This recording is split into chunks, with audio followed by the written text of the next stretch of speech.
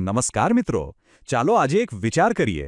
જો કોઈ તમને 20 લાખ રૂબલ આપે પણ શરત એટલી જ કે તમારે 15 વર્ષ સુધી એકલા રહેવું પડે, તો શું કોઈ આ કરશે? બસ આ જ સવાલ પર આધારિત છે એન્ટોન ચેખોવની એકદમ પ્રખ્યાત વાર્તા શરત. આ વાર્તા આપણને જ્ઞાન, પૈસા અને માણસના જીવનની સાચી કિંમત શું છે એના પર વિચારવા મજબૂર કરી દે છે. તો ચાલો આ શરતની દુનિયામાં ઊંડા ઉતરીએ. આખી વાર્તાનો મૂળ સવાલ જે કદાચ આપણે બધાએ ક્યારેક ને ક્યારેક વિચાર્યો હશે, શું જ્ઞાન ખરેખર પૈસા કરતાં વધારે કિંમતી છે?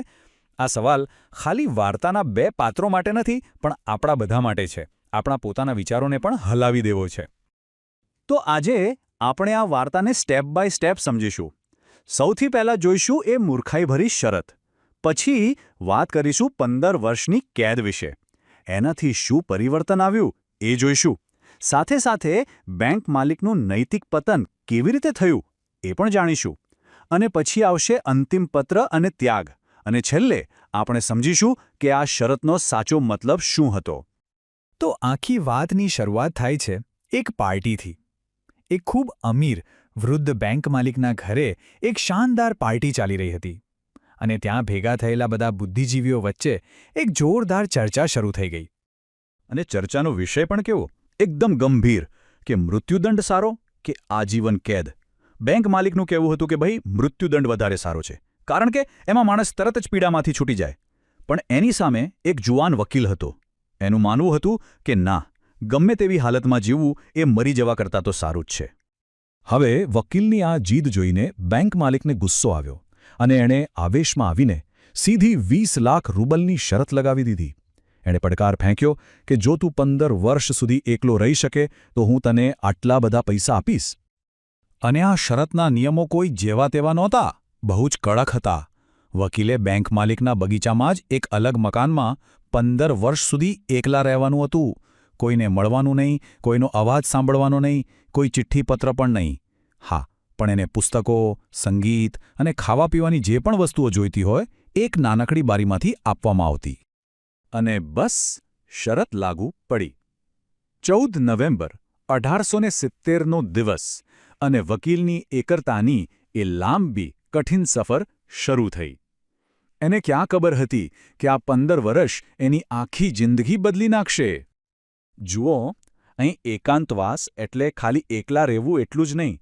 એનો મતલબ હતો સમાજથી બિલકુલ કપાઈ જવું. બહારની દુનિયા સાથે જોડાવા માટે એની પાસે ફક્ત એક જ વસ્તુ હતી: પુસ્તકો.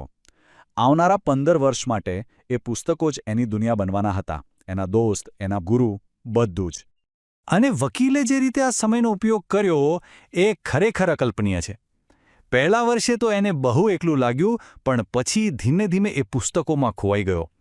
6થા વર્ષ સુધીમાં તો એણે ભાષાઓ, ફિલોસોફી, ઇતિહાસ બધું જ ભણી લીધું. પછીના 4 વર્ષમાં તો 600થી પણ વધારે મોટા મોટા પુસ્તકો વાંચી નાખ્યા. 10મા વર્ષ પછી તો એણે બાઇબલ અને ધર્મશાસ્ત્રોનો ઊંડો અભ્યાસ શરૂ કર્યો. અને છેલ્લા 2 વર્ષમાં વિજ્ઞાન, મેડિસિન અને દુનિયાભરનું સાહિત્ય પણ વાંચી લીધું. વિચાર તો કરો. તો આટલા બધા પુસ્તકો વાંચ્યા પછી શું થયું? એનાથી વકીલનું ખાલી નોલેજ ન વધ્યું, એની અંદરની દુનિયા જ બદલાઈ ગઈ. એનું આખું વ્યક્તિત્વ બદલાઈ ગયું. હવે એક એવો માણસ બની ગયો હતો જેની દુનિયા 4 દિવાલોમાં કેદ નહોતી રહી. એના છેલ્લા પત્રમાં એણે જે લખ્યું છે ને એ કમાલનું છે. એ કહે છે, તમારા પુસ્તકોમાં મેં લીલા જંગલો, ખેતરો, નદીઓ અને શહેરો જોયા છે. મેં ચમત્કારો કર્યા છે, ધર્મોનો ઉપદેશ આપ્યો છે અને આખા સામ્રાજ્યો જીત્યા છે. મતલબ કે જેલમાં રહીને પણ પુસ્તકોના સહારે એણે એક આઝાદ માણસ કરતાં પણ વધારે જિંદગી જીવી લીધી. આ છે જ્ઞાનની તાકાત. અને આ જ તો વાર્તાની સૌથી મોટી આયરની છે, સૌથી મોટો વિરોધાભાસ. જે જુવાન વકીલ પૈસા માટે પોતાની આઝાદી દાવ પર લગાવવા તૈયાર હતો, 15 વર્ષ પછી એક એવો જ્ઞાની માણસ બની ગયો હતો કે જેની નજરમાં હવે એ જ પૈસાની કોઈ કિંમત જ નહોતી રહી. फ्रेंड्स, इस वीडियो को पूरा देखने के लिए आज ही फ्लेक्सी टीचर ऐप सब्सक्राइब करें, जहां आपको मिलेंगे animated videos, digital books, text book solutions, notes, DPP और क्विज. और हाँ, flexi teacher app mobile, TV और कंप्यूटर पर अवेलेबल है. और अगर आपके पास इंटरनेट नहीं है तो तुरंत ऑफलाइन सेट टॉप बॉक्स के लिए संपर्क करें. Flexi teacher, the one you needed.